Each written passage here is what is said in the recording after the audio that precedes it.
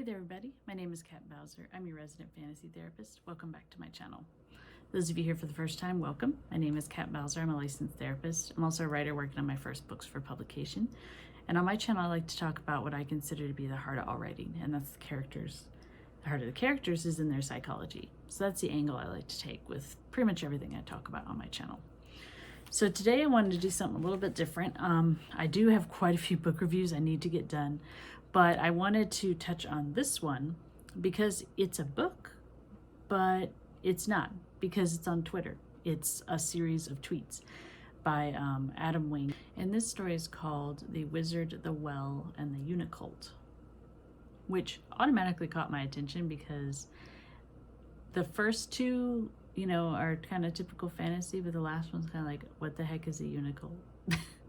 So the reason I wanted to talk about this one is because this story is essentially a choose your own adventure story. I don't see a lot of those anymore, but they were pretty big when I was a kid, and it was essentially, you would get a book and you would read through it, and at the end of each page it would tell you flip to this page to continue, but it would give you a series of choices like, okay, do you want your character to do this, this, or this? And then depending on which one, you would go to that section and keep reading.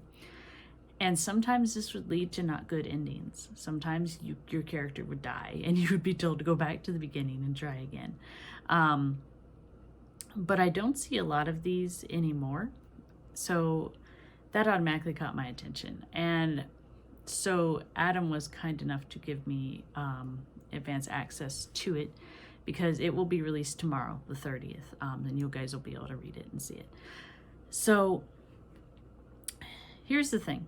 I normally don't like second person point of view. I think I've mentioned this several times on my channel, is normally I don't like second person. It feels weird, it feels odd, and I don't know, I just don't like it. But when it's a choose your own adventure kind of story, I like it. And I really think it has to do with like a control factor. Like, I think in a regular book, if it's just written in second person, I feel like the author is trying to push opinions, thoughts, and decisions onto the reader, which, you know, in a way they are, because that's what they're writing. They're writing a story. But for me personally, I don't like it. It just feels odd. But in a choose your own adventure story, I feel like some of that choice is given back to the reader. Because yes, you have limited choices, like you can only pick one of the three options, but you still have a choice of what direction you want the character to take. And I do think that that does have an impact on how much people enjoy a story, because it gets them involved. They're not necessarily an outsider just reading it. It is a way to almost force immersion, and it works really well. And it works really well in this story too.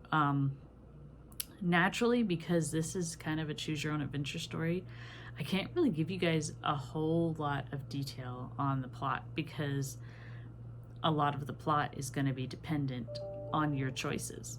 But I can talk about this.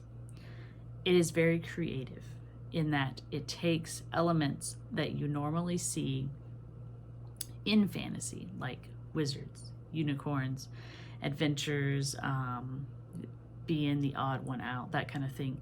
And it plays with them. And when I say plays with them, I mean it doesn't necessarily play a trope straight, but it doesn't quite subvert it either. It's kind of this nice little mesh where it falls in between. So for me, that is really what held my interest, because whenever I made a choice going through this story, I didn't quite know how it would end up, because I didn't know, is this an area where the trope's going to kind of be played straight, or is this going to be an area where they kind of flip the trope on its head? So that also affected how you made your decisions, because if I thought this was a story that would play trope straight, I might make completely different decisions than the one I made. But it didn't take me long to catch on that this story is using familiar fantasy ideas and familiar fantasy creatures and atmospheres, but is not doing the typical fantasy thing with it. And I enjoy when books do that, because it's interesting and it's something different, but it's not so different that it's unfamiliar. Like, I think sometimes when people try to make a book quote unquote different, they go so far over the top that you don't even really recognize what started as maybe a favorite trope of yours. So I appreciate that this doesn't quite go that far, but like I said, it kind of falls in the middle. I do enjoy the writing style, but it does take a bit to get used to because it's written in Twitter. So you're limited to, like, what is it, 280 characters or something like that. And so each section has to be written very, very carefully and very condensed. So there isn't a lot of room for what you would call, I guess some people would call it fluff, for all that extra detail and things that we normally see in books.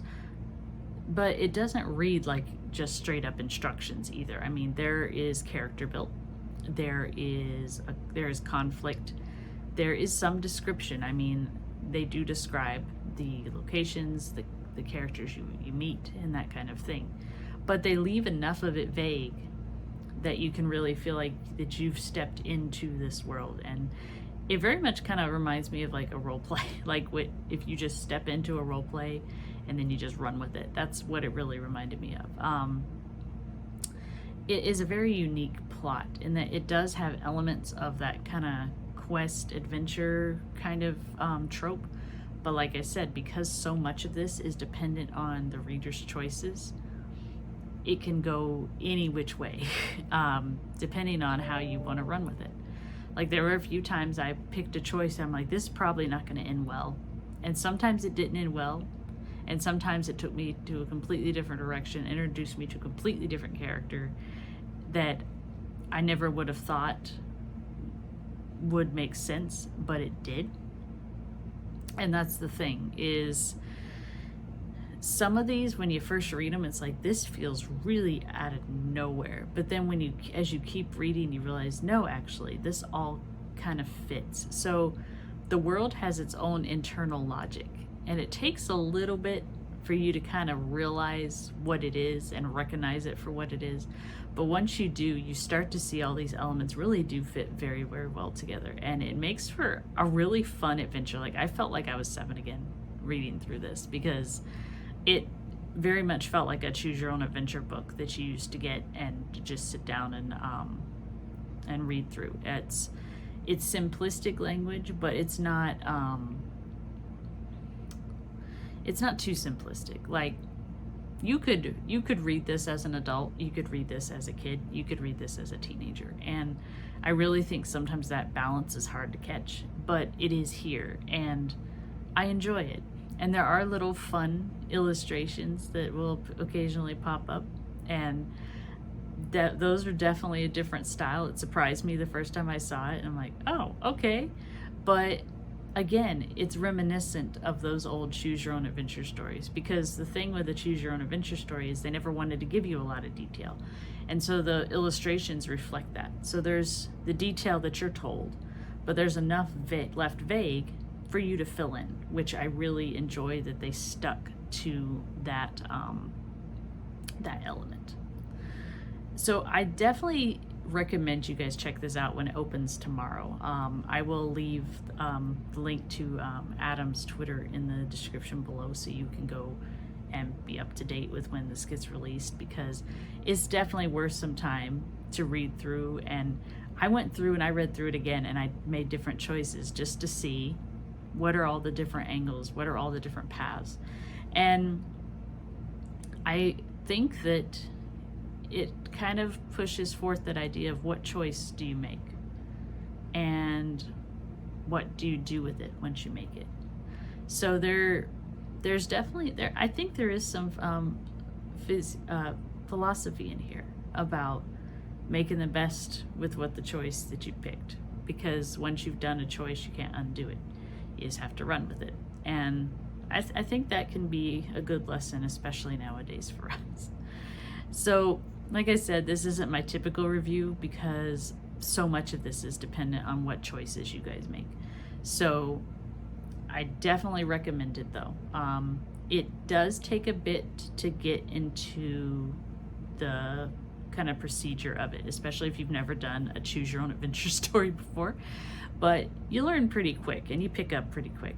And like I said, that internal consistency, I love it. So it won't, if you guys are sticklers for world building like I am, it may feel a little weird at first, but trust me, you'll start to see that yes, this actually all does fit together and it does make sense. So thank you guys for chiming in for my video. Adam, thank you for inviting me to check this out early. I thoroughly enjoyed it. I definitely recommend it. I would give it four stars out of 5. 4 being because this is a very particular type of story. So if choose your own adventure type of story doesn't do it for you, then you probably won't like this. But I do think it's worth at least exploring, just to see if it catches your interest. So thank you guys for chiming in for my video. I will try and get up a new one this week. Like I said, life's been kind of chaotic, so but I'm gonna do the best I can. If you guys don't want to miss when I upload, make sure you subscribe and ring that bell so you get notified whenever I put a new video up. And until next time, stay safe, have a good one.